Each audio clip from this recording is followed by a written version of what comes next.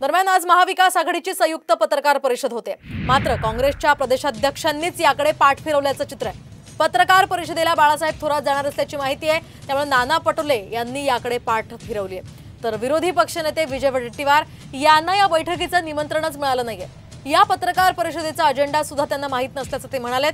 शिवाय संजय राऊतांनी वारंवार केलेल्या वक्तव्यांवरून नाना पटोले हे मित्र पक्षावर नाराज असल्याची चर्चा सध्या सुरू झाली आहे। लोकसभा विजयानंतर महाविकास आघाडीची खरं तर ही पहिलीच संयुक्त पत्रकार परिषद होते आणि या पत्रकार परिषदेत शरद पवार आणि उद्धव ठाकरे उपस्थित राहणार आहेत। शिवाय काँग्रेस आता स्वबळावर लढण्याची तयारी करत असल्याची खमंग चर्चा सुद्धा रंगू लागली।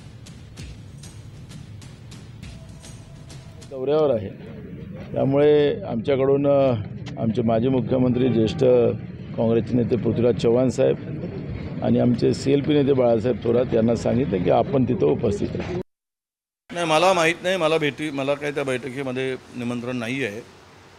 जर असतं तर मला माहीत झालं असतं एजेंडा बैठकीचा, परंतु आज माझ्याकडे ती माहिती नाही।